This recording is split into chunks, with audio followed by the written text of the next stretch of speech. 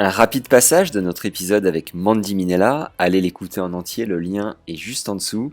Et si vous voulez grappiller de précieux points grâce à la stat, on a enregistré 4 optimisations gratuites dont le lien est aussi en description.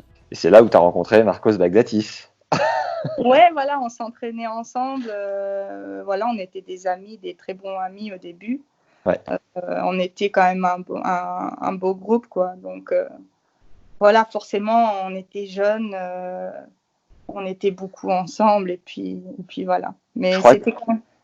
Pauline Parmentier m'a raconté une anecdote de dingue où vous étiez en Grèce, je sais pas où, et il vous avait envoyé un bateau parce que vous aviez un problème de visa ou je sais pas trop quoi, non?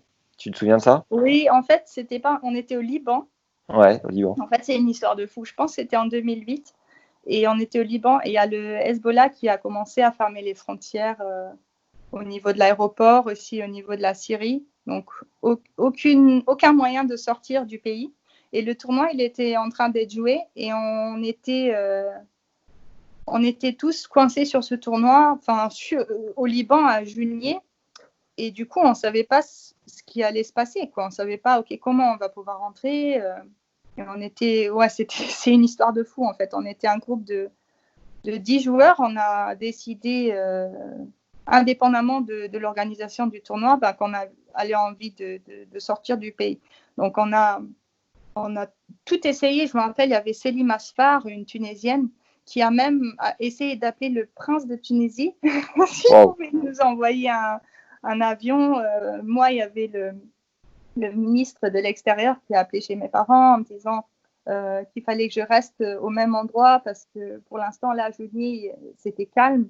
Enfin, nous, on avait juste une envie de partir et on a cherché tous les moyens de sortir du pays. On a trouvé un speedboat sur Internet. On l'a loué. On a payé une somme et puis on est parti pour aller à Chypre, quoi. Incroyable. Oui, c'est incroyable parce que maintenant, en fait, si j'y pense, c'était quand même assez dangereux. Allez, on avait 5 heures de traversée sur un bateau où il y avait maximum 10 personnes. On ne sait pas ce qui pouvait nous arriver, quoi. Et vous étiez 10 joueurs dessus? Joueurs et joueuses? On était 10, et puis je sais qu'il y avait Olivia Sanchez, il y avait Méline Andrieux, je ne sais pas si tu te rappelles d'elle, il y avait Laura Thorpe, des Françaises, et puis il y avait une Canadienne aussi, Marie-Ève Pelletier.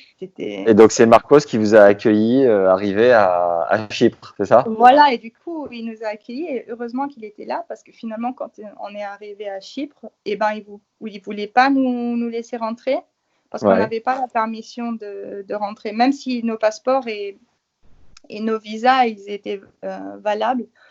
Je pense que pendant un bon moment, on devait rester dans le bateau, ils ne voulaient pas nous laisser rentrer. Et finalement, ça a quand même fini par passer, quoi. Mais c'est vrai que, allez, quand on est jeune, on en rigole, on fait des trucs fous, mais maintenant, quand on y repense, c'était quand même assez dangereux.